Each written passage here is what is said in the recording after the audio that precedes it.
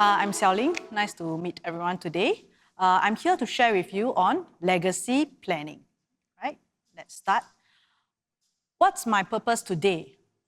Really, the first thing that I want you to do is to think about legacy planning. Right? If you have never thought about it, then today is the day that you should start.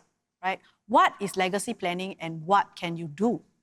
If you have already thought about it, have you talked to your family members about it? Right? It is important to have such a conversation with your family members because if something happens to you and nobody else knows what you wanted, it may be very difficult for them to get through the grief or even to start thinking about how to distribute your assets. And if you have already thought about it, already talked about it, then today I'm trying to urge you to do something about it as well.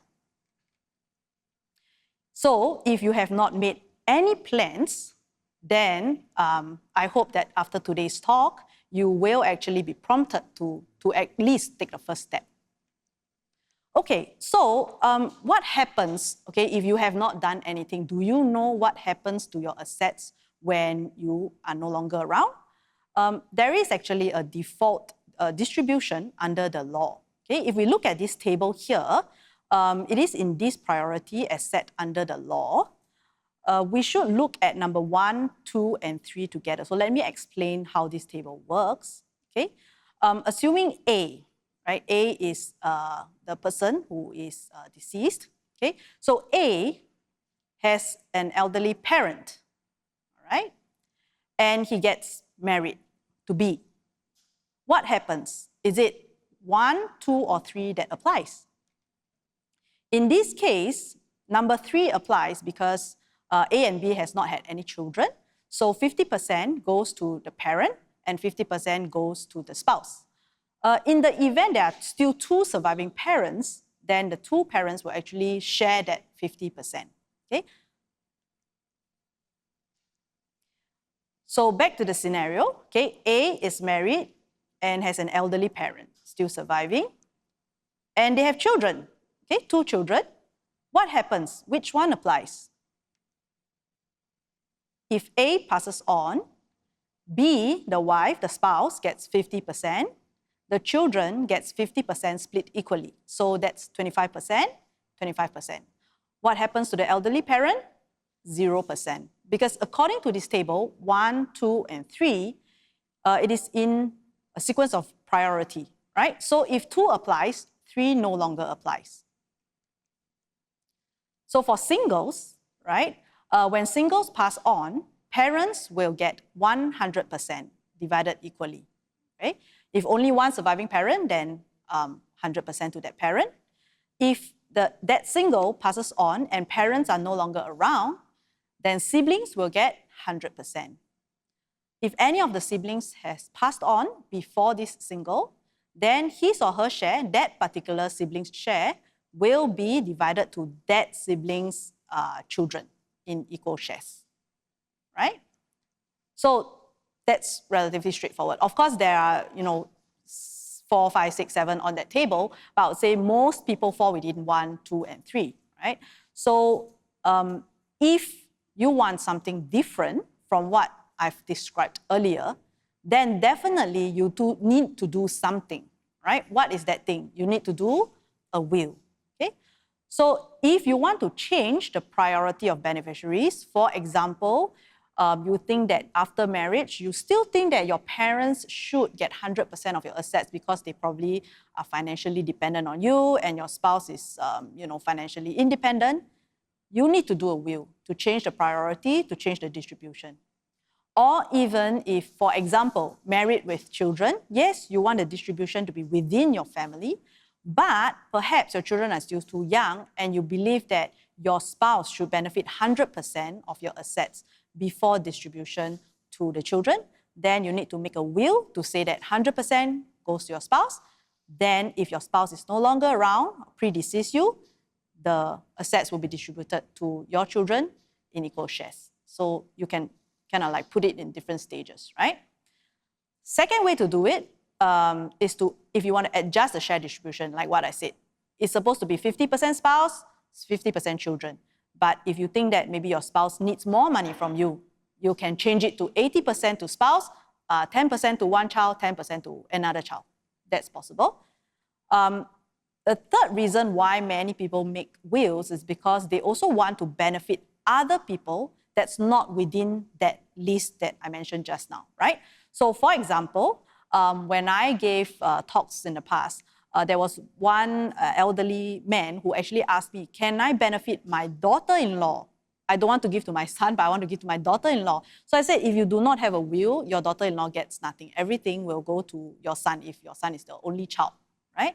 And the elderly actually shared with me that the daughter-in-law is the one who has been taking care of him. So caregiver, his main caregiver is actually the daughter-in-law.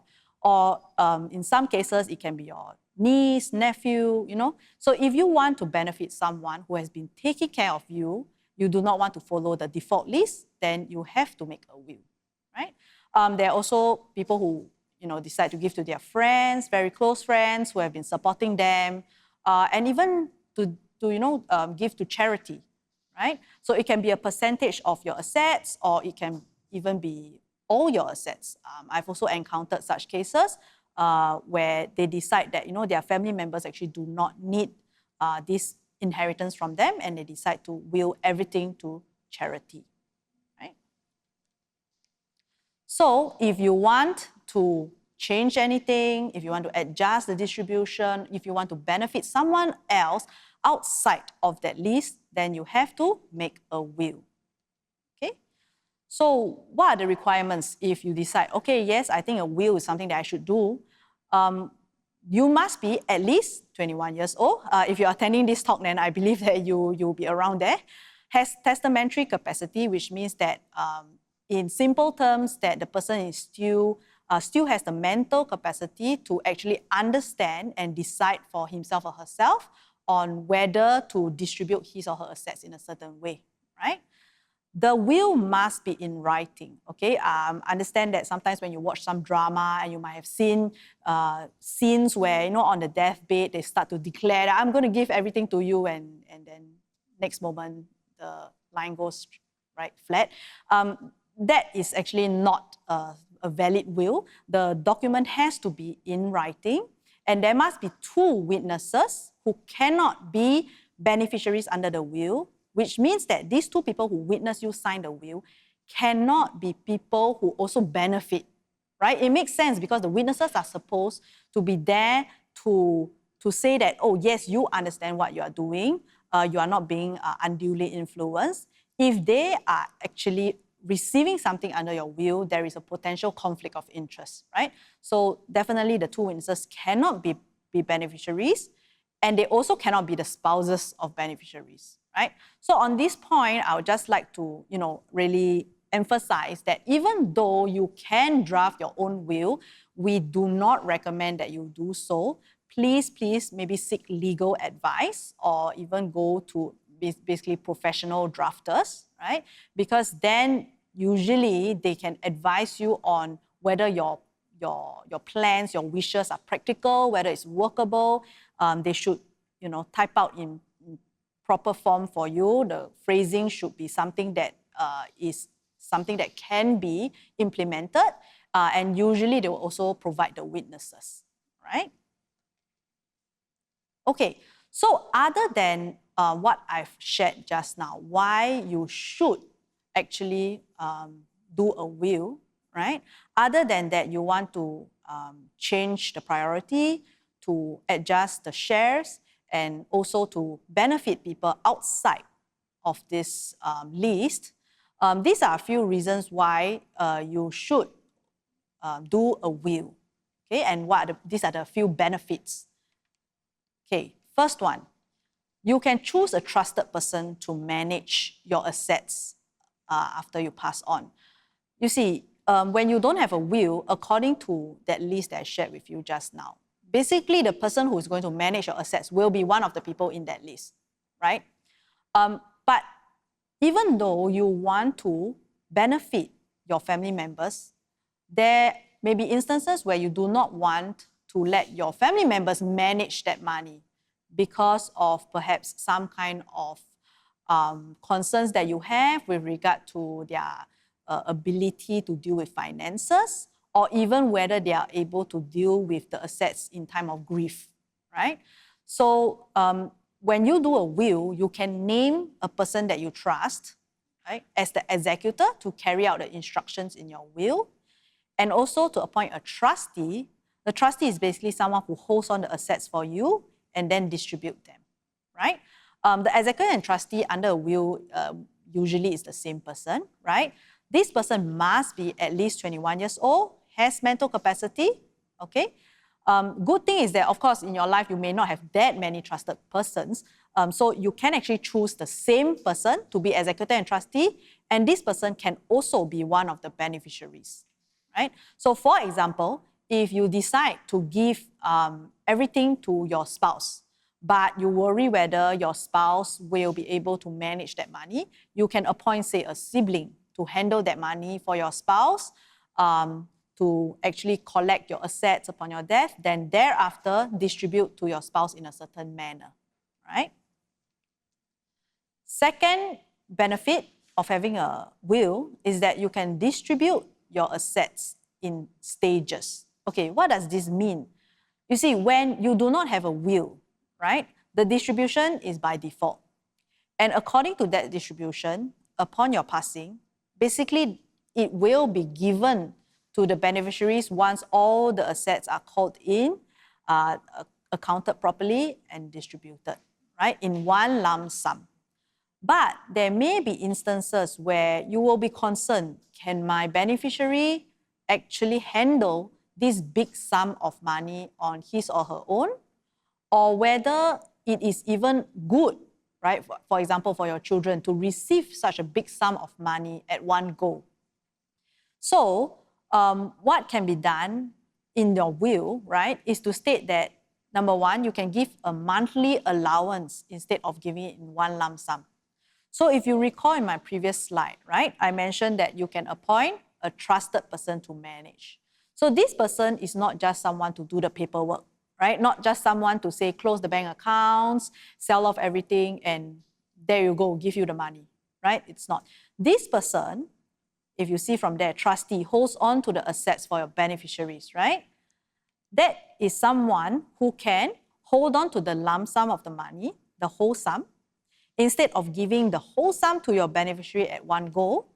For example, let's say for children, you decide to appoint your sibling to hold, for example, 100,000 for your child who is only, say, 18 years old. And in your will, you can say, on a monthly basis, I want my trustee to actually release a fixed allowance for my child if I pass on when my child is below a certain age, right?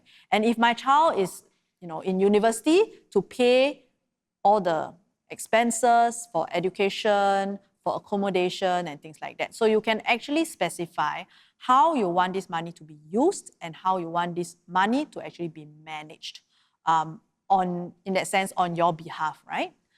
Instead of giving one lump sum, okay?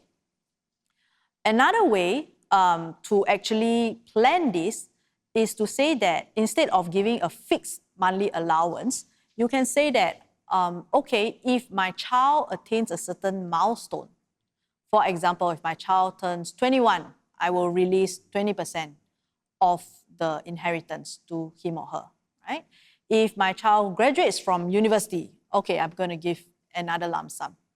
And later on, upon marriage, perhaps to give a lump sum so that I can help my child to purchase his or her first property. That's possible.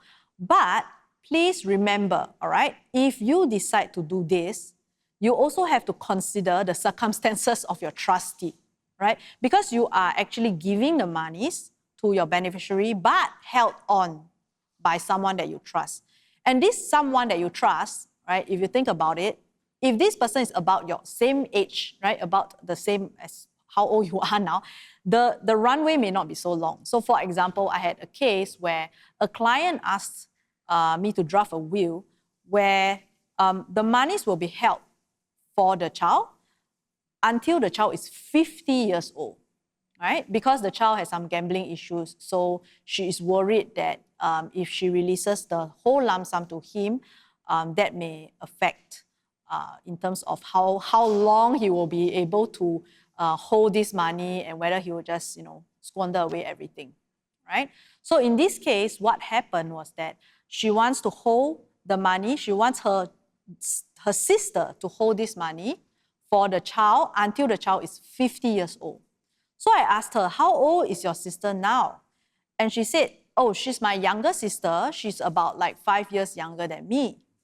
And so I calculated, right, by the time the child is 50 years old, her sister would be maybe, 80, 90 years old, which is, because she gave birth late. So it's not very practical, right, to actually do that, because your trustee needs to be able mentally and physically deal with this money on behalf of the beneficiary, right? So one other way that people do it is that they have a first choice, right? So maybe you trust your sibling the most, so you put your sibling as the first choice. But you should also put a second choice in case your sibling is no longer able to handle this money. Then who else can actually take over this responsibility? So it can be maybe a niece or a nephew or even a friend. But of course, usually if you appoint someone outside of the family and you're not sure whether this person will be entirely trustworthy, you may actually consider appointing 2 persons to act at the same time, right? So that they can kind of like check on each other, okay? The third benefit of having a will is that you can actually state in your will, if you are no longer around, who will take over your position as the guardian for your child, okay? This guardianship clause is only if your children are below 21. You cannot appoint a guardian for your child above 21, right? I understand as parents, we always think that our children needs our care and things like that. But guardianship legally can only be for children below 21. If you have children with special needs, right, and you know that even after they turn 21, they may not be able to handle their own assets, that is a separate application altogether. You may need to actually think about deputyship. But for today's purposes, right, you can keep that in mind, go and find out more about that. But for today's purposes, in terms of the will, if your child is below 21 at this point, you should definitely make a will so that you can appoint a guardian who can then step into your shoes to legally decide for your children if you pass on before they turn 21, right? Of course, the guardian must be at least 21 years old at the point of making your will, right? When you do a will, of course, we hope that you don't need it so soon. But of course, when we do a will, we think that it is something that at any point when something happens, it can kick in and it can, your wishes can actually be carried out. So definitely that the people that you appoint in your will to be the trustee, to be the guardian, they must be at least 21 years old and has mental capacity at the point of the appointment, all right? Good news is that this guardian can also be the same person as the executor and trustee and can also be one of the beneficiaries of your will. Okay. Another benefit to this is to doing a will is that you can provide replacement choices for those people named in your will. So just now I mentioned, right, there's the executor and trustee, right? There is the guardian. Okay, so these 2 persons, right, these 2 roles, if you actually appoint someone that you trust, but who is someone of maybe an age that is somewhat close to you, you will then consider, okay, what if something happens to me at the same time or around the same time because of old age, right? Then you might want to name replacements. Okay, so I have some examples here. You appoint your elder brother as the executor and trustee. If your elder brother passes on, your younger sister can be the replacement. So if you remember from that list that I showed you, right, you don't actually have a choice who takes over because everything is fixed on the list. Whereas with a will, you can actually then decide how you want this to be arranged. So I've had cases where first you appoint your own family members, right? But you may not have that many siblings. You can then appoint, say, the children of your, say, brother or sister to take over if at that point they are already 21. But if you think that, oh, maybe my niece and nephew, they are still too young, I would, really urge you not to put off writing your will just because you think that, okay, maybe I should wait until my children turn 21 or I wait until my relatives turn 21 before I actually name them, right? What I would suggest you do is really to find someone that you can trust as the first layer, okay? Then you can add in another layer. It can be your trusted friend. But later on, if your children turn 21, okay, when your children turn 21, you can then do a new will, okay? Please do not be put off doing a will because you think that now, the age of your beneficiaries or the arrangements are not ready. You should think carefully, do up a document first. In your lifetime, there will be times when you will have to review your will. There will be times when you have to actually, perhaps change your will. You review it. If everything still applies, fine, you can stay with it. But if there are changes, then definitely you should take steps to update your will, all right? So another example in terms of replacement is not just the persons who are in charge of managing your assets, okay? It's also, you can also put replacement beneficiaries in your will. For example, parents, okay? So under that default position, right, if you recall, you can give 100% to your parents if you are single, right? But if you are married with a spouse, then your parents only get 50%, okay? So what happens in your will? Let's say you also reflect the same instructions. You say that 50% goes to my parents, 50% goes to my spouse, okay? That's the default position, right? If you think that, oh, but my parents are actually much older than me, instead of waiting till a time when you actually have to redo your will again, because this is kind of like a foreseeable event that can happen, right? Then you can put it in your will to say that if your parents has already passed on at the point of your death, they predeceased you, then what happens to their 50%? So for example, you can say that 50% goes to my parents, 50% goes to my spouse. But if my parents have passed on, then that 50% will go entirely to my spouse as well. Or you can say that 50% will be distributed to charity, for example, right? So the good thing about will is that you can actually have more flexibility because you can put in contingencies in that sense, right? And you can put in replacement choices.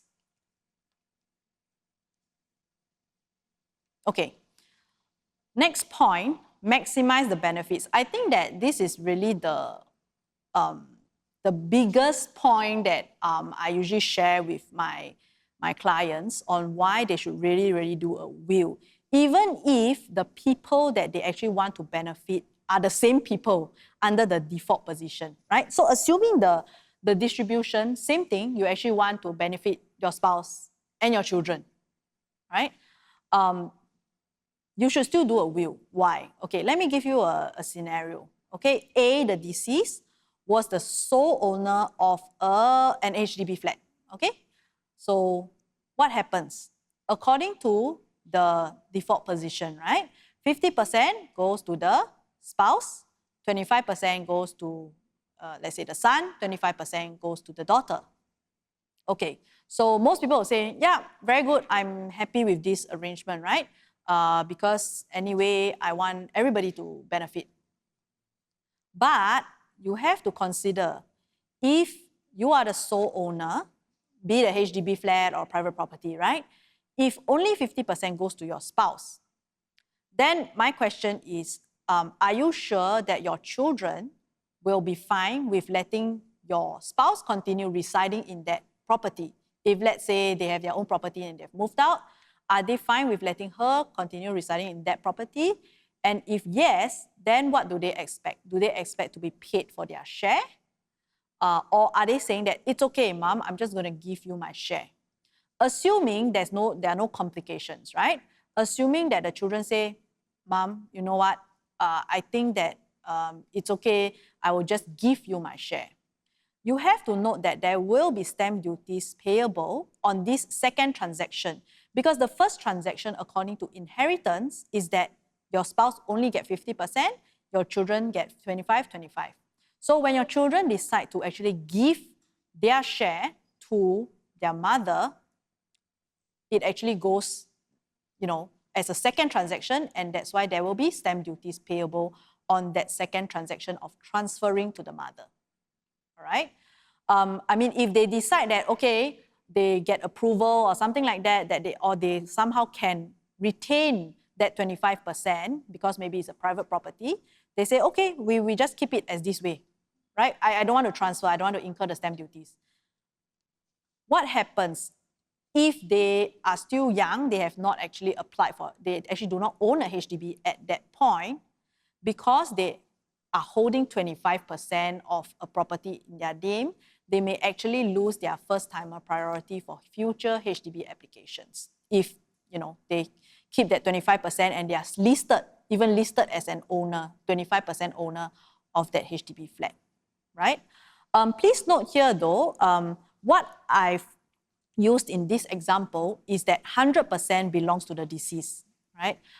In many cases in Singapore, especially for HDB flats, actually the husband and wife, most of the time, actually hold the HDB in joint tenancy. Joint tenancy, it means that there's a law of survivorship. So when one party passes on, the survivor owns the whole property solely, right? So in that scenario, then of course, you may not have this issue. The issue only comes in later on when the second owner actually passed on. Then what is the distribution to the children, right? Okay, sorry. So just one last point. So if it's distributed, for example, the father passed on first. Mother is 100% owner of the HDB. Mother decides not to do a will, and upon passing as the sole owner, the property goes 50% to son, 50% to the daughter. The issue here then is, if one of them already has a HDB flat, right, they cannot hold two HDB flats, then the sibling might have to transfer the property to the other sibling. And that's when, again, you have the stamp duty issue, right? So I would say, please do a will. Why? Because a will can reflect your wishes, which can take into consideration several things, okay? Number one, personal circumstances. Like what I mentioned just now, okay? If your children, you have two children, one of them already owns a HDB flat, you may think, oh, I think my HDB flat, I need to keep it for, say, my son, because my son has been staying with me, my son is single, my son doesn't have his own property, my daughter is already married and has a property. So you might want to think, okay, perhaps I should give my HDB flat to my son, but to be fair to my daughter, perhaps I can have some other assets in terms of investments, in terms of savings or insurance that I can actually will to my daughter. Then you can maybe balance it out there, right? So another very common scenario is, like I said, special circumstances where you have children with special needs, for example. Children with special needs, you may think, oh, perhaps I should provide more for my child with special needs because he or she needs my assets to sustain, right? Whereas maybe if there are other children who are working and they can actually meet their own needs, then you do not need to give them as much. So in terms of will distribution, you can think about your own personal circumstances. Who are the people that you trust to handle the monies for you? Who are the people that really actually need your money and you can distribute it in a certain way, right? So like I said, personal circumstances. Second point, needs of beneficiaries. That's partly like part of your personal circumstances, but more specifically, needs in terms of perhaps, for example, like what I mentioned, does this particular beneficiary need this property, right? Or in your situation, you think that the needs of your beneficiaries will be more of cash. So you can actually state in your will to say to sell the property and to distribute. Or if you have a private property, you can even consider, should you keep it for rental and to benefit the beneficiaries in terms of rental income, right? And the last point in terms of other concerns. So for example, if you have concerns such as, like I mentioned, if the child is unable to handle big sums of money because of gambling addiction, because of other things, then you can work into it different instructions or different ways to actually go around the issue. While providing for your beneficiary, you still have some kind of safeguards that's installed into your will. Right? But for this, definitely you have to seek legal advice because it really depends on your circumstances, right? Okay, so after sharing all those benefits, right? If you decide that, oh, actually it's fine, I'm still happy to stick to the default distribution because I don't need all these special arrangements, safeguards, and things like that. Okay, I would urge you to still rethink, right? Even if you are happy with the default distribution, despite what was shared earlier, if you fall within these few circumstances, then definitely I strongly urge you to do a will. Okay, the first two, during divorce proceedings and going through a separation. Okay, if during divorce proceedings something happens to you, your divorce has not been finalized, there's no court order yet, you are still considered legally married to your spouse. And if you do not have a will to change the distribution, then under the default distribution, your spouse receives 50%. So your soon-to-be ex-spouse will still receive that 50%, despite you going through divorce proceedings at that point, right? Second one, going through a separation. Okay, if it's a separation, it depends on the circumstances, right? Whether you have a deed of separation or you have some kind of documentary evidence of the separation. But assuming, according to most of the cases that I've encountered, if it's an informal kind of separation where you are just maybe staying apart or even staying in under the same roof, just different rooms, legally under inheritance, they don't recognize that as having actually terminated the legal spousal relationship, right? So same thing as going through a divorce proceedings, if there are no court orders or anything that have already declared you as legally divorced, then basically your spouse is still legally considered your spouse under the inheritance. And so your soon-to-be ex-spouse also still is entitled to 50%. Okay? Third point, family members whom you have lost touch for many, many years, especially for singles where they have many siblings, and for many years they may not have kept in contact with family members, or even parents, elderly parents where they have many children, but some children may not be in contact anymore. I've encountered this. The issue is that according to the default distribution, because the distribution says that everybody gets a share, right? So assuming elderly mother passes on, 5 children should get equal shares. And for some reason, 1 or 2 of them cannot be found, no longer in contact, or given away, adopted since young, but there's no documentary proof, right? In terms of the distribution, when going through the court application to get an order where you can be empowered to deal with the assets, the court will ask, who are these people? Who are the family members? Provide the name, provide the date of birth, what's the percentage they should receive, right? In such circumstances, before you even get to manage the assets, you have to go through those legal hoops, right, in order to provide information about missing family members. And even though these family members may not have been involved in the care of the elderly, may not have contributed in any way, under the default position, the default inheritance law, they still receive an equal share. So in a way, it's also a bit about fairness. So that's one of the reasons why some elderly clients come to me and they say, I want to do a will, I want to give assets to maybe my children who have been taking care of me, who has been giving me allowance and things like that, right? Fourth, beneficiaries below 21 years old. If you have children below 21, aside from the point about guardianship, right? Aside from the point that you can use your will to distribute your assets in a staggered manner.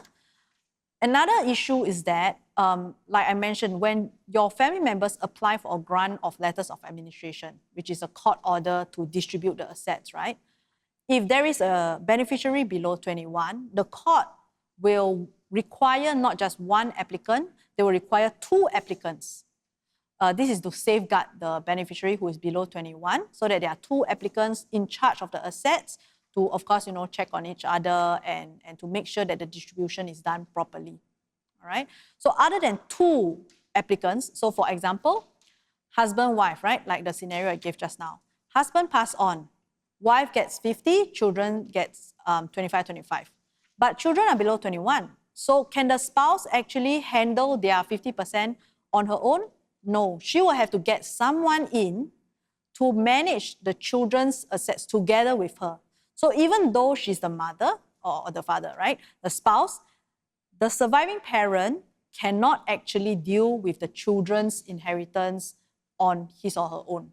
And that can be quite stressful, right, for the surviving spouse. So if you have a will, you can actually state that, even though my children are below 21, I do not need another person to be involved. I trust my spouse to handle it for them solely. All right? Apart from having 2 applicants, you are also required to provide 2 sureties, meaning guarantors to the court. The guarantors must have the same amount of assets as the inheritance. What are the guarantors for? Basically, the sureties are there to say that, look, if the applicants don't handle the monies properly, for whatever reasons they run away with the inheritance, me as the surety, as the guarantors, will pay back to the beneficiaries below 21. So you can imagine, right? If your friend approaches you and asks you, can you be my surety? I would say most people would say no, right? You have to declare your assets. You have to declare a lot of private information. So most of the time, we are unable to find these sureties, these guarantors, and we then actually have to explain to the court what efforts have been made to find these sureties and why we cannot find them, and to get the permission to say, okay, do away with this requirement. So as you can see, even if you want the default distribution, you should do a will to actually state the default distribution. But then, of course, at the same time, work in some of the additional benefits, right? Because if you don't have a will to reflect the default distribution, then under the law, there will be many other safeguards that the law and the court would impose, right? Last point, beneficiaries who lack mental capacity, right? For example, elderly spouse with dementia or next of kin with special needs, okay? In such circumstances, not only will you need to provide the sureties, like I mentioned just now, the beneficiary with no mental capacity will need to have a deputy appointed before monies, the inheritance, can be given to them.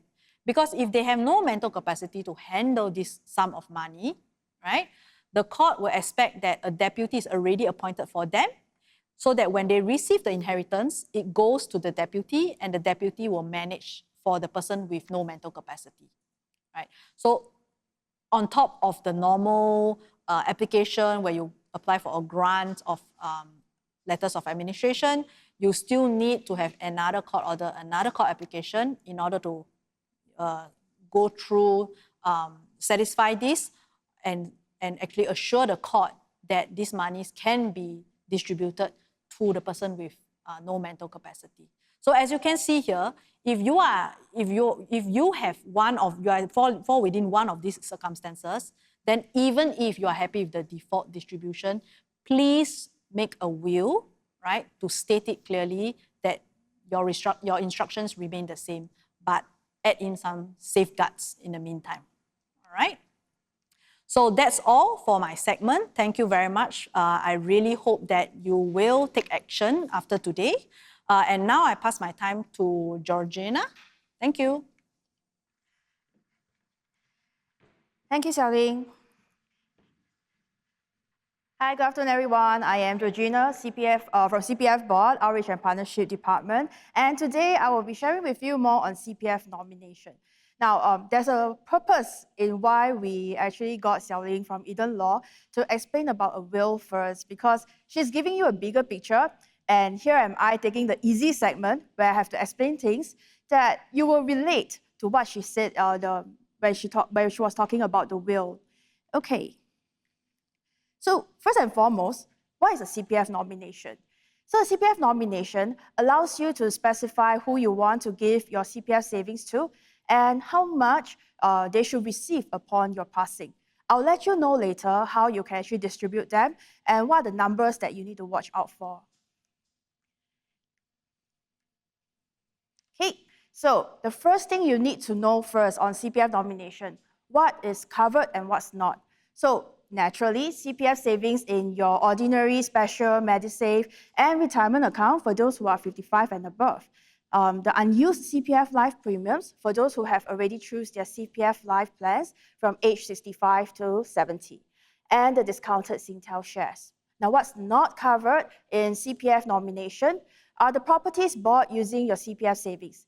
Now, remember one thing, when you bought your CPF property, say for example, a HDB property, now what happened is that you are using your CPF savings to pay for the loan, okay? So the properties are not covered under CPF nomination. But for a HDB property, if it's a joint tenancy, if, for example, for myself, if I pass away and I have a co-owner, the co-owner will, the shares of the, for my estate will go to the co-owner, okay? Now for the tenancy in common, it will be a bit different because it's actually go according to the shares in percentage, okay? So that will be distributed accordingly. The payout from the Dependents Protection Scheme, DPS, and the investment under the CPF investment schemes. So these are not covered under CPF nomination. Okay, the first poll, as you can see from your pigeonhole chat at the right side of your video, your CPF savings cannot be included in your will, true or false? I'm getting a little nervous because you have attended Seow Ling's session, so you should know the right answer. Oh dear. Okay, now we have the answers here with us, and most of you say it's true, and that's right. But why is that so? Why is it that CPF nomination, or rather CPF savings, are not covered under the will? This is because we want to protect your savings from creditors for your outstanding loan when we pass away. All right, so that is why we have to make a CPF nomination. But bearing that in mind, knowing that you have to make your nomination outside from the will, we have already made it very easy for you. I'll share with you more on that later. So with a CPF nomination, once you make a CPF nomination, your CPF savings, when we pass away, the amount will actually be given to the specific nominees according to the nominated shares within 15 working days. When you don't make a CPF nomination, what will happen is your monies will still be distributed. However, because you did not specify your nominees or the specific shares, it will be actually transferred to the Public Trustee Office, and that will be PTO. And this will actually take about 6 months, okay? Not only it will take about 6 months, there are admin fee charges on it. The reason why this is taking so long is because if you didn't specify your nominees, what happened is this. The PTO will have to actually look at your family tree, all right? If you don't have a spouse or all this, you have to look at the siblings and all that. So it takes them a lot of time, okay, to actually check and then distribute the monies according to the intestacy law, which Seow Ling have explained to you earlier in her slides. Okay. Next poll. By default, your CPF savings will be given to your nominees in cash. Is that true or false? Okay, I'm seeing a lot of polling, and okay, so yep, it's coming up. Good. I'm very glad that most of you said that it's true. Okay, which means that whatever that we're doing for publicity is doing all right. Okay, so what happened is within last 2 to 3 years, you most probably have received text messages, saying that CPF savings, when you pass away, it will be given to your nominee's CPF account and not in cash. Now that is not true. So by default, your CPF savings will be given to your nominees in cash. Okay, so CPF nomination, you decide who gets your money. Nomination is free. So for PTO, they do charge a fee, and for CPF nomination, it's free.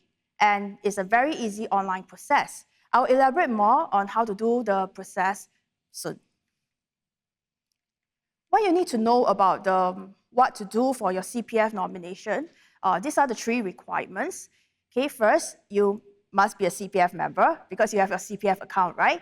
Okay, and then you must be at least 16 years old. So 16 years old, usually when you start working, CPF contributions will go into your CPF account. That's when you can actually start to make a nomination. And you must be mentally sound. How to make a CPF nomination? We have 2. So the first one is CPF online nomination service, and the second one is CPF service center, which means that you have to go down to the service center and to make the nomination with 2 witnesses. So 3 things that you need to consider before you make your nomination. Now this one will go really slow to explain to you each point. Now who should receive your CPF savings and how much? Yeah, you really have to think about this. So there are a lot of questions on nominees, and one of the questions is that, who can my nominees be? Okay, your nominees can be any person or any organization, as long as they have their unique identification number or their passport number. For organization, it will be the UEN entity number. And usually, a lot of our members will ask about charity organizations. So the other question that we have on nominees is that, can they be overseas? Yeah. So as long as they have the identification number, we are able to actually verify them. That's not a problem at all. Second is the witnesses. Okay. Actually, what do really witnesses do when it comes to CPF nomination? They just on the spot, at the point of time, make sure that you are willingly doing this nomination and you're doing it calmly. All right, and that's all. We have really, really adorable questions that goes like, for witnesses, what if after they witness my nomination, a few years later, we found out that they passed away? Does that mean that I have to review my CPF nomination? The answer is no. All right? Okay, later I'll share with you what are your life stages that you need to review your CPF nomination. And disclosure of CPF account information. Now, you may not know this, and I think this is very important to let all of you know that for CPF account information, we actually experience things like where, when one passed away and their family members were waiting for the letters from CPF to see how much savings they were going to get or to receive the CPF savings. Unfortunately, they didn't, and it was nominated to someone else. And it could be a charity organization for all we know. But the problem is that we are not able to actually reveal it as third party. Yeah, so we can't disclose the information. So for your info, if you want to actually let your family members know that upon your passing, you can actually authorize one person to let them know about the CPF information that they have. Sorry. Okay, so for online nomination service, okay, this is the first step that you need to do. Once you decided who your nominees are, their full name as per NRIC and their NRIC themselves, the mailing address, and their email address. The mailing address is usually found in the NRIC. Okay, and you need the 2 witnesses. Okay, the 2 witnesses, you need the NRIC, the mailing address, the email, and Singapore registered phone number. Oh, of course, one more thing that you need to know, your witnesses cannot be your nominees, all right? So the step 2, you have to log into CPF online services with your SingPass to make online nomination. And then step 3, you inform your witnesses to verify your intention to nominate. Now, that is so much for your CPF online nomination. I just actually, where we actually do this nomination talk, when my new colleagues were to actually share this information, what we did with him was that we tried our CPF online nomination almost immediately. And within 5 minutes, when my witnesses actually approve it, we received a message from CPF board saying that, the nomination is being processed. And within a few days, I received an email or message from CPF saying that my nomination is successful. So that's how fast CPF online nomination is. But we also understand that, some of our parents and grandparents, what happened is that when they actually have this, they don't really like to do it in online CPF nomination. They don't really know how to use their SingPass. They will have to go to the CPF service center. So you can book an appointment at least 1 working day before. So it's actually easier for them to actually come down 5 to 10 minutes before the appointment time, okay? And bring along your identification card, passport, photocopies of your nominee's identification documents, and complete your CPF nomination form in the presence of 2 witnesses. Now, sometimes they prefer not to let so many people know that they are doing their nomination. Okay, so our CSE, Customer Service Execs, will be the one representing them to do the witnesses. All right? Now, one thing that you need to take note of is that witnesses will not be able to see who you are nominating. The online process will be much safer because all the witnesses will do is that they receive a text. All right? For the CPF Service Center, the hard copy, the CSEs will cover and will not see the nominees, and then they will do the witness. Okay, it will be on another page. Okay, so it's very important to review your nomination regularly. You have to log into My CPF online services with your SingPass to make an online nomination. Here's the QR code, or you can get the shortener here, cpf.gov.sg/makecpfnorm. Okay, one thing you need to know is that upon marriage, okay, you need to review your nomination. Otherwise, your previous nomination will be revoked. Okay, childbirth, you may want to consider putting your name, your kid's name in the nomination. And upon divorce, what happens is that for divorce, your nomination will not be revoked. So if you nominated your ex-spouse, okay, and you didn't review your nomination, okay, and upon passing, the monies will actually go to your ex-spouse. And the next one will be death of nominee. Okay, what happens is this. For the death of nominee, is that if you're aware of the news, all right, yes, please review your nomination. But if you're not aware of the news, upon passing, what will happen is, say for example, if I nominated 3 nominees, nominee A, B, and C, okay? Nominee A is going to get 20%, nominee B and C, they are going to get 40% each, right? So if nominee A has passed away, what will happen to these monies? This 20% will be split equally to B and C because they are 40-40. Okay, if B and C is 30-40, then it will be proportionate, 3:4. All right?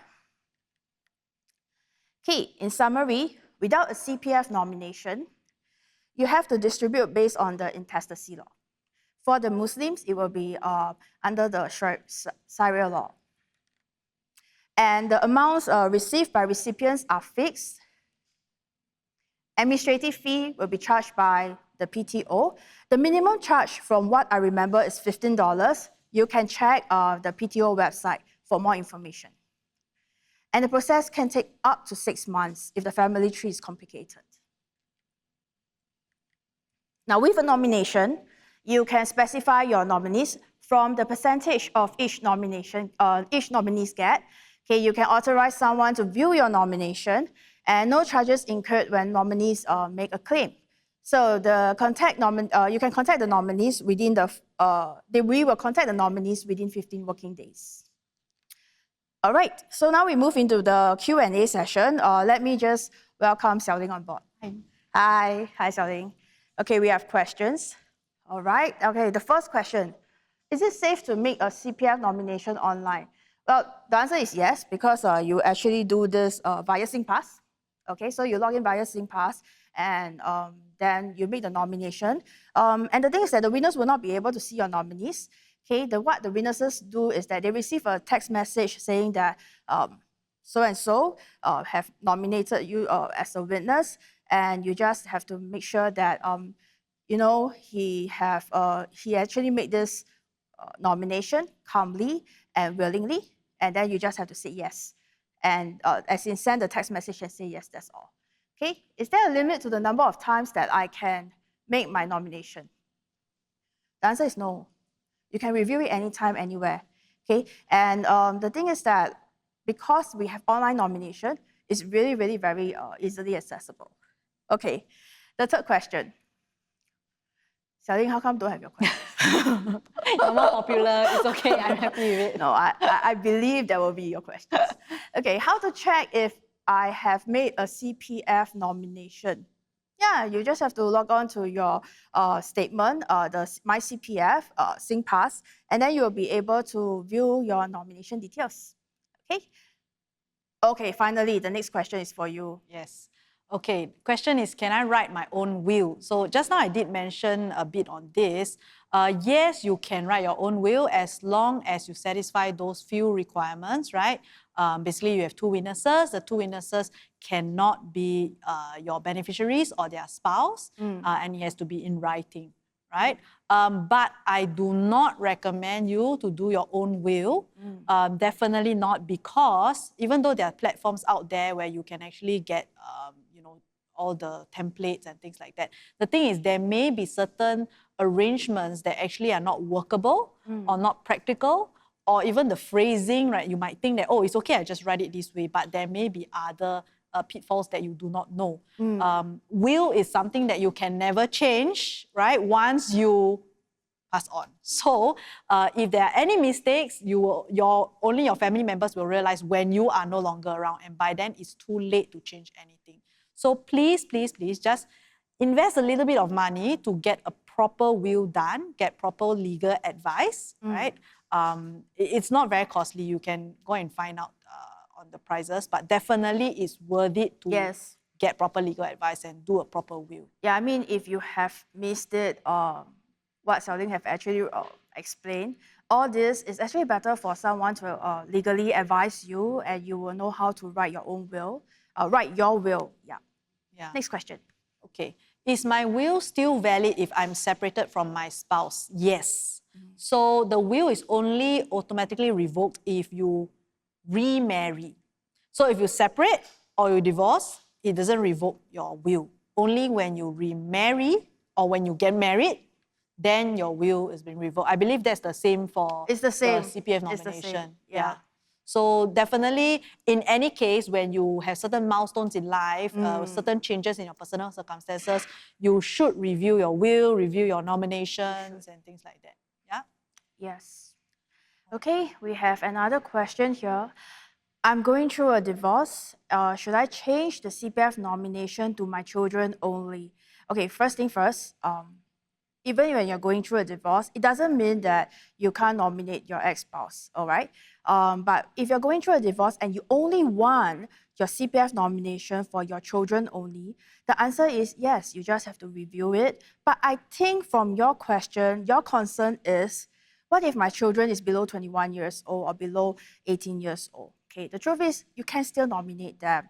It's just that if it's below 21 years old, the savings will be safeguarded by PTO first. That's all. Okay. Next one is my question. What happens when both parents pass on at the same time, right? This common disaster. That's really very important that you do a will. I really hope you have a will at that point. Leaving behind unmarried adult children. Okay. So under the law, okay, if two persons pass on at the same time, and there's no way to determine actually who really passed on first, under the law, they actually presume that the person who is older passed on first. So, like I've shared before with Georgina and some of my clients, it's correct to marry someone who is older, right? So when in common disaster situation, the older spouse will be taken to have passed on first, so that will kick in first, or the default distribution. So assuming default distribution, right? The older spouse will give 50% to the surviving spouse, 25 to the children. Then the so-called surviving spouse, right? If the person has a will, then that 150% that he or she has will be distributed according to the will, okay? If not, then it will be distributed according to the default position, which is 50-50 to the children. So in that sense, if both have no wills, then in the end, it's the same. The children basically benefit. But if there are wills, then it depends on what's in their will. But you see, a very important difference here is if both are single, right? So if both are single, let's say husband pass on first, 50% goes to spouse, 50% goes to husband's parents, which means that the spouse, the wife, has 150% now, right? And when the... So when you say both are single, you are saying that both don't have kids, right? Sorry, yes, both are married, but they don't have kids. They don't have kids, yes. Sorry. Yeah, so no both worries. are married, no children, right? Husband gives 50% to spouse, 50% to his parents. So wife has 150% in that sense, right? And this 150% goes to her parents only, because her spouse is taken to have passed on already. Yeah, this is a very common question. Seow Ling and I have actually done a nomination talk previously, and this question has always come out. So just to add on for CPF savings, it's according to the law too, or the intestacy law. But if you have made your CPF nomination, then as I've mentioned, if for the CPF nomination, as long as you made it, specify the nominees, okay? And what happens is that if one of your nominees is your spouse, the proportion will actually be distributed to the rest of the nominees according to the proportion that you have assigned. Okay, yeah. See, you have more questions. Okay, we shall see later. Okay. Do the witnesses need to know the instructions of the will? No, the witnesses actually do not need to know exactly what you have written in your will, but the witnesses must know that you understand the content of the will, and you know and you agree to the content of the will. Yeah. So, but anyway, if you're worried about confidentiality, again, like I said, please go maybe to a law firm or a professional will drafter, and they will provide the witnesses for you anyway, and they are bound by confidentiality, right? Yeah. So in other words, right, the role of the witnesses is basically to make sure the person who is actually doing this will or making a CPF nomination, you are mentally sound. That's all. Yep. Okay. The next question, let me read the question out for you. If I acquire more assets after I've made my will, do I need to write a new will if I do not want to change any of my beneficiaries? Okay, so this depends on the phrasing of your will, right? So for example, when I draft wills, I will ask my clients, let's say my clients say, oh, I want to give bank accounts to my children, insurance to my children, assets, maybe property to my spouse, right? Then instead of writing bank account 1, 2, 3, 4, 5, 6, and insurance ABC, I will just say all bank accounts, all insurance policies. So that if you add on another bank account, you don't actually have to change your will, right? But of course, if you were very specific, like, you know, you actually state the account number, you state the insurance policy number, then of course, if you change it or you add on something and you want that particular new asset to go to a particular beneficiary, then yes, you have to change your will. But otherwise, again, in terms of the phrasing and all that, that's what we do on a day-to-day basis. So if you want to do a will, go and seek legal advice, professional will drafters, and you let them know, these are my instructions, and they should try to help to craft it in a way that you can use for as long as your wishes still remain somewhat the same. Okay. All right. So the next question is for me. Can my nominees for my CPF nomination be overseas? Yes, they can. So, okay, I think there are two scenarios here. Your nominees could be a Singaporean who is overseas, yeah, as long as they have the identification number and all this. So, you know, the thing is that if you're overseas for long and if you did change your address in your NRIC, then this will be actually sent to the address that is tied to your NRIC. Yeah. Then the other situation for this question will be if your nominees are actually foreigners. Yeah, the answer is yes, you can still make your CPF nomination. So we need their passport number or their unique identification number, okay, for this nomination. All right. Okay. My question? Yes. Can I appoint more than one executor and trustee? And is there a maximum number? Yes, you can appoint more than one to act at the same time. So you can have, say, two persons act together. But like I mentioned just now, you can put in more than one if you think that you want them to check on each other as a safeguard. But definitely you do not put too many because then they may end up having a lot of disputes and then you end up in court, right? But under the law, yes, there's a limit of 4 trustees. So, I mean, it will be between 1 and 4. But if let's say you are worried that the first one, for whatever reasons, predeceased you or is unable to act, then you can consider putting a replacement instead of putting all their names to act at the same time. Okay. How to make sure my will get executed properly, and if my family was not made aware, did not keep a record of my will when I pass away, will it still be executed? Must I leave a copy to my beneficiary? This question has like 5 questions in it. It's like part 7, A, B, C, and D. Okay, how to make sure my will get executed properly? You have to appoint someone that you trust. Yes. Right? At that point, you're no longer around. I don't think there's a way you can ensure. But yeah, I mean, the safeguard is really to appoint someone that you trust. If your family is not aware, okay, so when clients ask me, when clients do the will, usually I will give them some tips on how to actually ensure that someone will know about it, right? So, of course, it depends on your circumstances. So, if let's say you really don't want to tell anybody at this point, you can actually register your wills with the wills registry. They don't keep a copy of your will, but there's a record that, you know, you've made a will and you actually state there roughly where you kept your will. Ah, okay. Yes, so there's, otherwise then usually I would recommend that you at least tell the executor and trustee. You don't have to show them the will, they don't have to know the contents, but you can say, hey, you know, I appointed you executor, if anything happens to me, maybe you can go to that drawer or something like that. Yeah. Must I leave a copy to my beneficiary? No. You don't have to, especially if you know, sometimes people worry about disputes and things like that. And actually it will be a little awkward. Say for example, today I put my beneficiary as my sister, but my sister after that she get married and all this. I may want to put my beneficiary for my kids.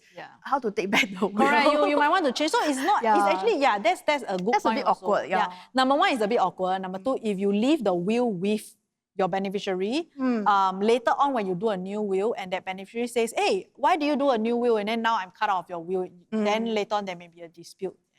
Probate, right? So definitely I don't recommend giving a copy. You can actually tell them that, oh, you know what, if I pass on, I've already done a will, you can go to this particular drawer or something to retrieve it, right? Okay, it's me again.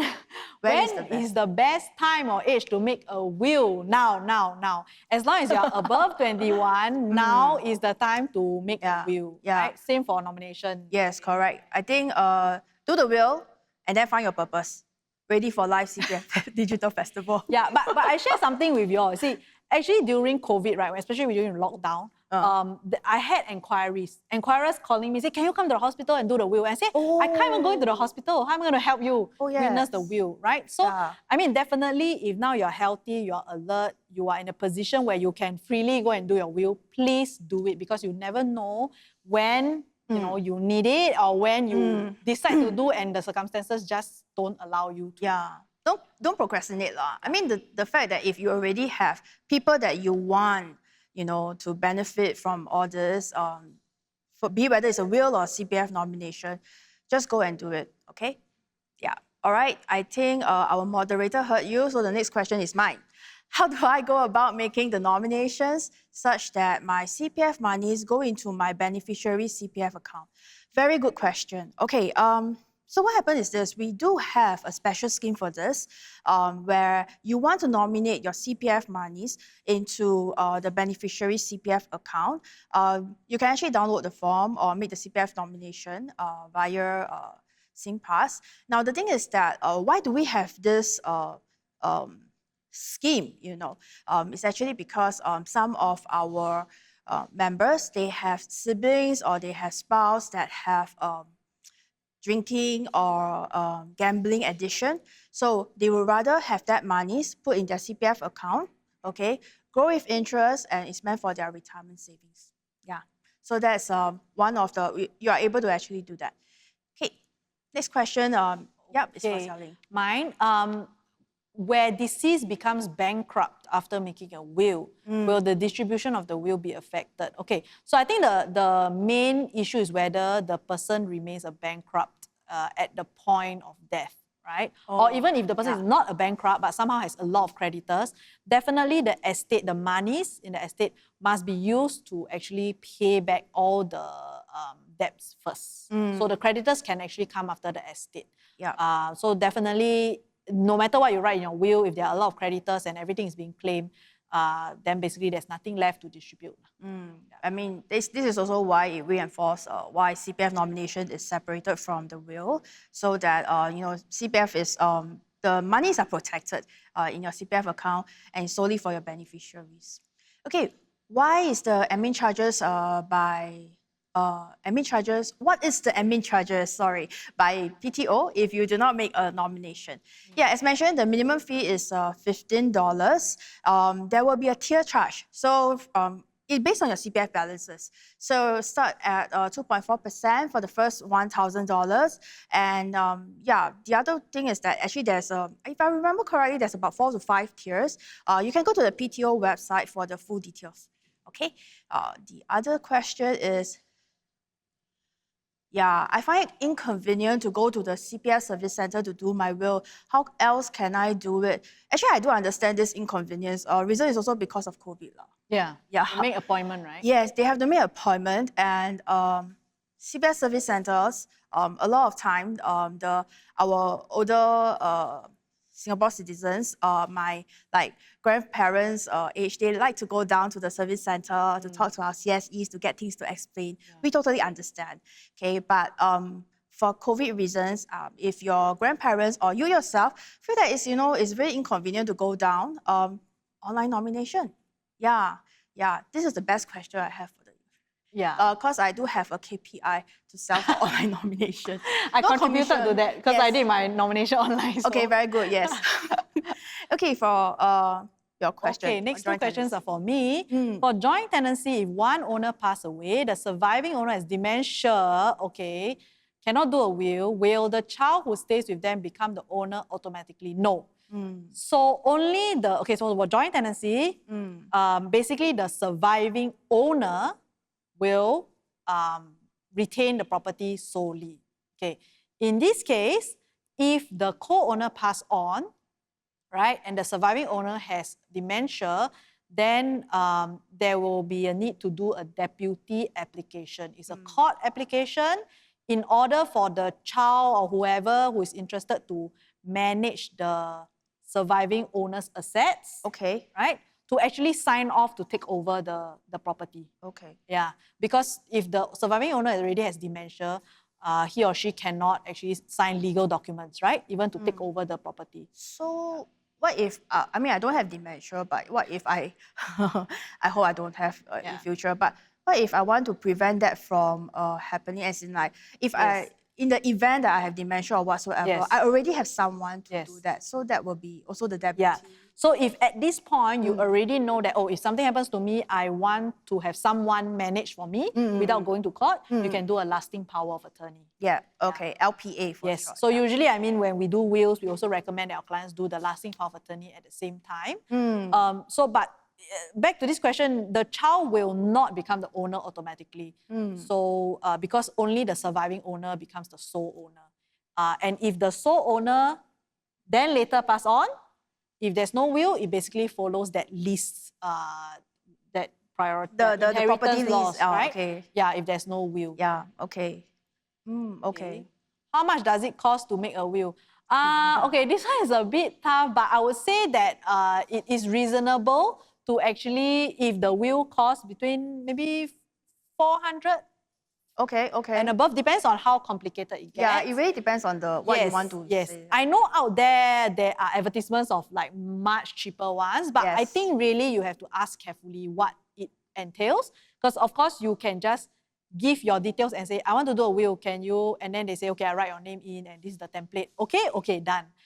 Or do you want someone to actually go through with you, give you advice, understand your circumstances? Yeah. If you want that kind of service, then definitely the cost will be usually 300-400 and above. Do a bit of research before Yeah, do you a bit of actually research. You can just inquire. Okay. Okay, so while CPF is not included in the will, but through a separate nomination, is it true that CPF IS falls under the will? CPF investment scheme, this one, if I remember, okay, let me check this and then I'll get back to you again. When my nominees, sorry, the next question, when my nominees get my CPF savings, is it taxable? No, they will get the nominated CPF savings in full. It's not taxable for them.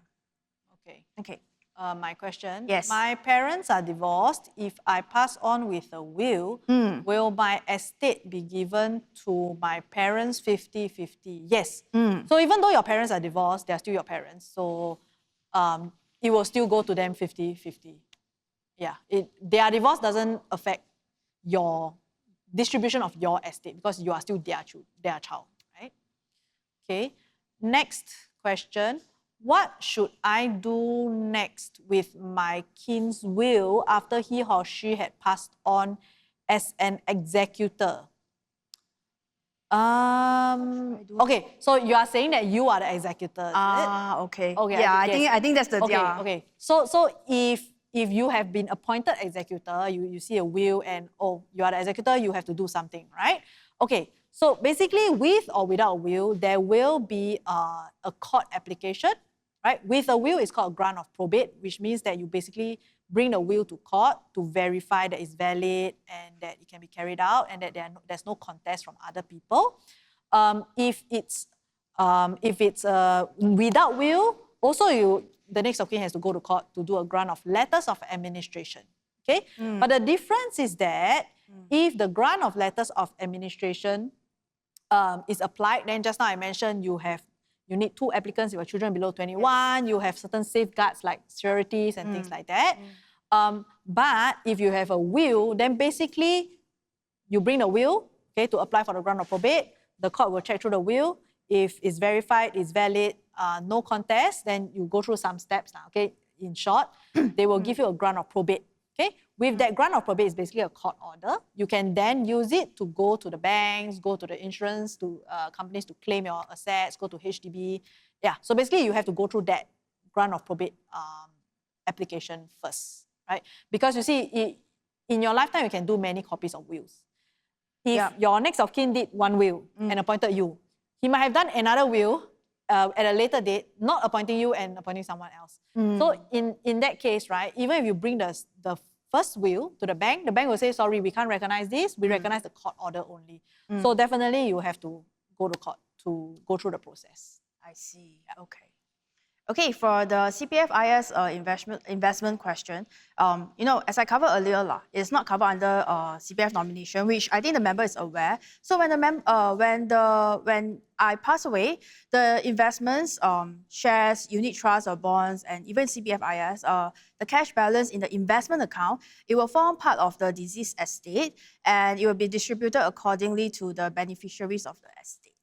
Okay. Next question I have is, since HDB flat is not included in CPF nomination, HDB's asset should be included in a will. As long as you're the owner of the property, right? Yeah. Okay. All right. The next question: that's for Seow Ling. Do I have to make 2 wills for different countries, Singapore and Malaysia? Yeah. Okay. So the will, usually in the will, we will state that it applies to all your assets wherever it is. Right? But lawyers in Singapore can only advise you on Singapore law, right? Unless the lawyer in Singapore is also qualified in other jurisdictions. So if you have assets in Malaysia, right, usually what I will advise is that after you do your will in Singapore, you can maybe get a consultation with a Malaysian lawyer just to read through to make sure that it's also something that can be used in Malaysia, right? Or vice versa lah. Yeah, If vice they did versa. in Malaysia, they can. Yes, Yeah. if you have an overseas will, then you should seek legal advice from a Singapore lawyer to see if it's also applicable in Singapore. Then you don't have to do so many copies of wills. Okay. Okay. Next one also if a witness marry to one of the beneficiary later, does this affect the validity of the will? No. So it's at the point of the witnessing. But honestly, there are so many people in this world. Can you just don't choose the same few people? Just go to a lawyer or go to a will writing company and they will provide the witness, right? So yeah, please try to avoid this kind of situation. If we lost the hard copy will, does our will still valid? You mean the original, right? Yes. So when applying for the grant of probate, the court would want to verify the original copy of the will. If you don't have the original, copies can also be submitted, but you need to have an additional application to satisfy the court that the copy is the last valid will. Right? So definitely, if you know that you have lost your hard copy, just go and get another one signed lah. I'm now thinking where I put my will already. Yeah, okay. Just do a new one. Yeah, that's true. Yes. Okay, if there's only my spouse and me without kids and we pass on together, what happens to the CPF monies? Yeah, it will be according to the intestacy law if you have not made any CPF nomination. But if you have, then depends on who you nominate. I think for this scenario, it's similar to the question earlier that we had. That means, so if you only nominate your spouse, then it will be back to intestacy law also. Okay. Okay. Will the will still be valid if one of the executor passes on? Yes. So it doesn't, if the person that you have appointed to carry out the instructions in your will pass on before you, it's fine, right? Basically, that's why I say you should have replacement choices also, right? So if the first one, for whatever reasons, cannot do it for you, the second one should take over. But if you really, really did not state anybody, then actually, if your executor had done a will, then the executor of your executor's will can help to carry out your will. Oh, okay. Yeah, so you see, if everybody does a will, it's a win-win situation. Yes, correct. Right? I'm very interested in the next question. If my spouse is not a beneficiary in my will, can he contest my will? Can he contest my will? So it's the female question. Okay, question from a female. Actually, this is quite a common question that I have from my talks and my clients. I see. Okay, if your spouse is not a beneficiary in your will, usually what we do is we will actually explain why in the will. Yeah. Okay. Yeah. Yes. So depends on also who you give it to. So if you are giving everything to your children and you exclude a spouse, okay, then it's not so suspicious, right? Okay. But if you are giving to somebody else, like a third party, and your spouse doesn't get anything, then it's more likely that your spouse might come and contest. Usually we will state in the will why. Like for example, if you say that, actually we are not on good terms, we have been separated, or you say that my spouse already has joint accounts with me and he will benefit from the joint accounts, and so I'm providing for someone else that I care about, right? Yeah, so usually we'll give a bit of context. Yeah. And also, again, another benefit of going to a professional will company or a lawyer is that we are supposed to take notes of like your instructions. So if you say, okay, I want to do this because we'll write down everything. And if it's contested, then the lawyer should actually go on stand as the witness to say, oh, these were the instructions. And actually, she was very clear that she did not want to benefit the spouse. Wow, okay. Yeah. Okay, the next question, can a doctor or nurse be the witness during emergency? You have to. Back to the COVID one, Yeah, the COVID one. Yeah. So I did ask the client, I said, I can draft the will for you. We can do Zoom or whatever. But is the doctor and the nurse, we need two witnesses, right? Yeah. So can your doctor and your nurse sign the will? But I mean, why would they want to take on that responsibility, right? Yeah. And if it's an emergency, then my question is, do you still have the capacity, the testamentary capacity? Yeah. Are you alert enough to actually sign off the will? Yeah. Do you actually, the doctor and the nurse might not want to do it because they are not sure whether you are still alert enough to sign off the will. It's not whether the doctor or nurse want to do it. It's really because of the condition you are in the circumstances. Hospital. Yeah. So definitely, please don't wait until the last minute. Yeah. Okay. Last question for CPF. If beneficiary is charity in a will, must a particular charity be specified?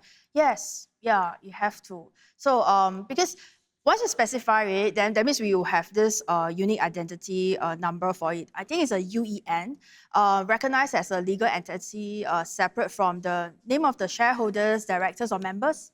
Yeah, so it will be, the donation will actually, sorry, the nominated CPF monies will go to that organization. Yeah. Yeah. So for wills also, if you are giving to charity, we should state the UEN number, basically the registration. It's like your IC, right?